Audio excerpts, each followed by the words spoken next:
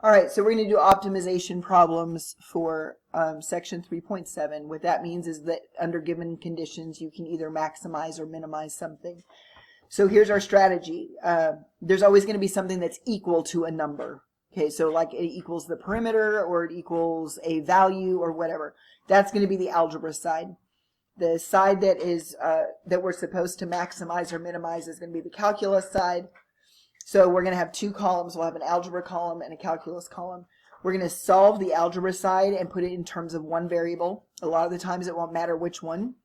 We're going to take that, sub it into the calculus side, and get it to where we can differentiate and set our answer equal to 0. Because what does a first derivative equal to 0 mean? It means a min or a max. Okay, solve it, and then back substitute into the algebra side so we can see what's going on. All right, so we have find two positive numbers. So first of all, they're positive. Okay, satisfying the given requirements. The product is 768. So that's the algebra side because it told you an answer.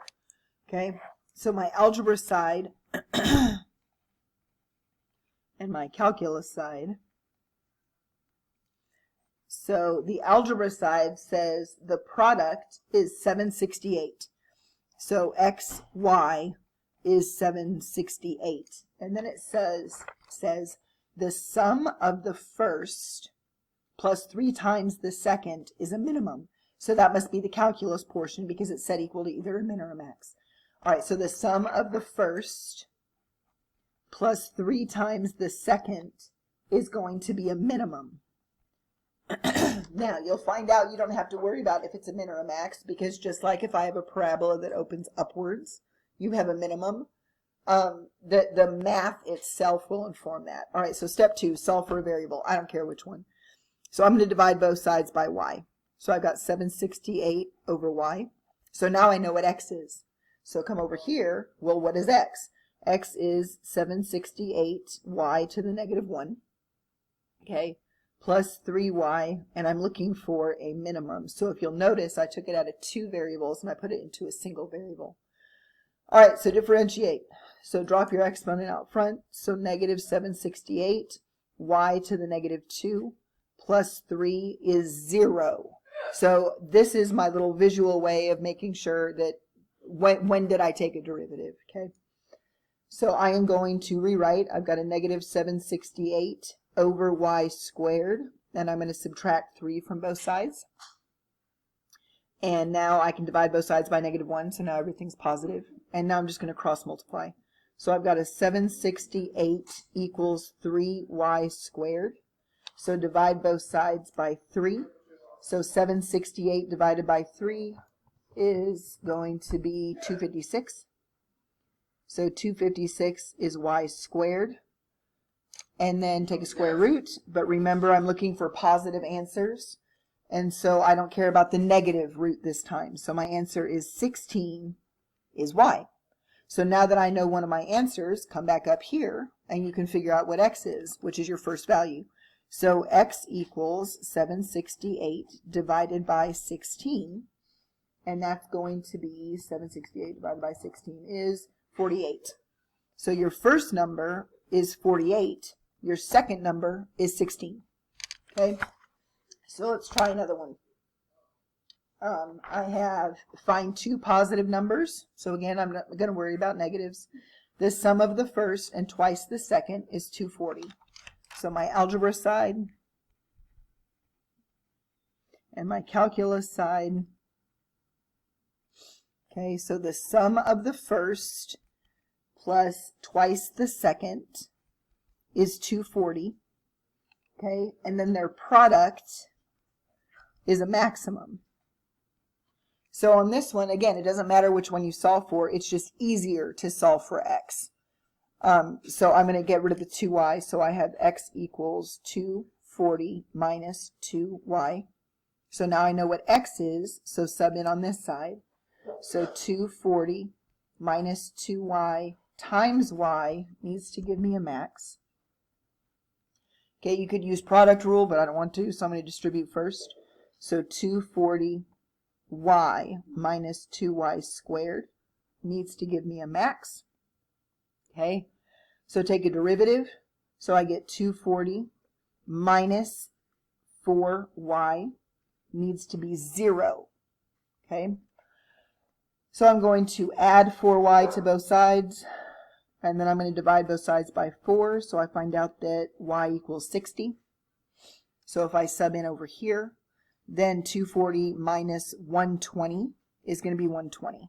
So my first number is 120, and my second number is 60. Okay, so you have perimeter and area, so you can do length and width. You've got length and width and then perimeter. So let's do something more challenging. I've got number 5, which is a rectangular poster, is supposed to contain, I don't know, hang on, calculus. So it says a rectangular poster is to contain 162 square inches of print. Okay, so here's my big fat poster. I know that my printed area needs to be 162. Okay, the margins at the top and the bottom are supposed to be 2 inches. The margins on the left and the right are supposed to be 1 inch. So what should the dimensions of the actual poster be so that the least amount of poster is used? So your question is, what information have they given you? So if I want to do length, okay, or let's do width and length, it doesn't matter. All right, so if I have the, because it's going to ask you for the smaller and the larger, it's not asking for specific variables. So I know that this side can be width and this side can be length. So I know that width times length is 162, or length times width is 162. Well, I also know that I'm trying to find the area of this big one because I want to minimize so that it's the least amount of poster. So I have the width of the printed area plus this margin and this margin is going to be the width plus 2. And then I have the length, or whatever variable you're using, is going to be the length plus 4. Okay, so I have the length plus 4, so this is the width and the length of the actual poster, and that needs to be minimized. Okay, so I don't care, again, which variable you solve for, I'm going to solve for L. Okay, so the length is going to be 162 over W. So this is going to be a W plus 2. My length is going to be a 162 over W plus 4. And that needs to be a minimum. So again, if you want to do product rule, you can. I'm going to go ahead and FOIL it out. So W times 162 over W is 162. W times 4 is 4W. And then plus 162 is going to be 324 over W, which is W to the negative 1. And then 2 times 4 is 8. And that needs to be a minimum. And now I can go ahead and take a derivative. Okay, so 162 goes to 0. This goes to 4. This goes to negative 324 W to the negative 2. This goes to 0. And now I know I'm solving for W. I am going to say that I have 4 equals. I'm going to add this term over. So I have 324 over W squared. And now I can cross multiply. So 4W squared is 324. Divide both sides by 4. So W squared is 81. Take a square root. So the width of the print must be 9. Okay? So now that I know what W is, 162 divided by 9 is going to give me 18. So the length is 18. But come back to our pretty picture. I need to know the dimensions of the poster. So the width I had is going to be 9, but I need to add this margin and this margin. So that's going to be 9 plus those 2 inches is 11. And then the length I had was 18. So 18 plus 2 is going to be 18 plus 4, which is 22. So your smaller value is 11. Your larger value is 22. Okay, so let's find this one. you've got, I'm going to just set this one up for you. A farmer plans to enclose a rectangular pasture adjacent to a river. So here's your pretty picture. The pasture must contain 320,000 square meters in order to provide enough grass for the herd. So square meters means I'm referencing area. So area is length times width. So XY is going to be 320,000.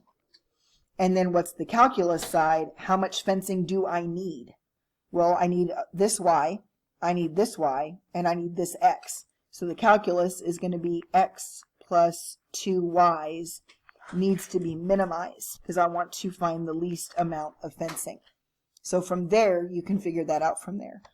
And finally, we have a rectangular solid with a square base. And we're going to draw this one in a picture. So a rectangular solid with a square base is going to look like this. I've got a square here.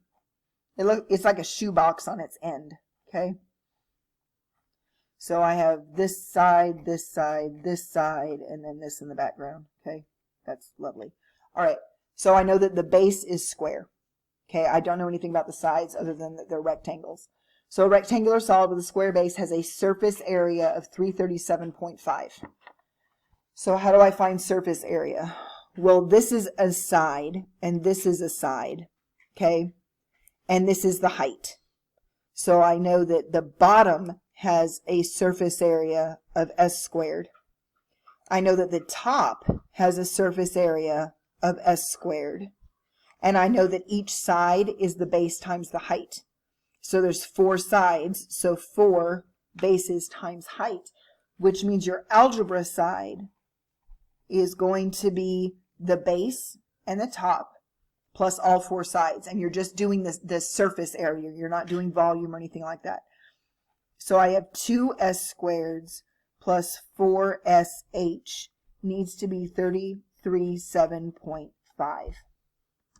Okay, now I'm just telling you before we even go to calculus, you don't want to solve for s because they're all over the place. You do want to solve for h. So get h by itself, which means you're going to subtract 2s squared. So I've got 337.5 minus 2s squared over, then you'll have to divide by 4s. Okay, my calculus side, I would not use s's if you have a problem with 5's and s's. Anyway. All right, calculus side says, find the dimensions that will result in a solid with maximum volume. So now I am referencing volume. So how do I find volume of this? Well, it's the length here and the length here times the height. So my volume is going to be side times height. So side squared times height needs to be maximized. So if I maximize this, all we have to do is substitute in for h now. So I have s squared times the h I found, which is 337.5 minus 2s squared over 4 s's needs to be a max. So this s, one of them, and this s will reduce. Okay, and they gave us decimals, so let's go ahead and put this stuff in decimal form. So I'm going to distribute this. 337.5 divided by 4 is 84,375. So I have 84,375, and then I distributed this s to it. Minus, well, 2 over 4 is a half, and I distributed the s. So I get 0.5 s cubed, and that needs to be a max. Okay, so from there, I just need to take a derivative. So this one's derivative is 84,375 minus 1.5 s squared equals 0. So I'm going to add this term over. I'm going to divide both sides by 1.5.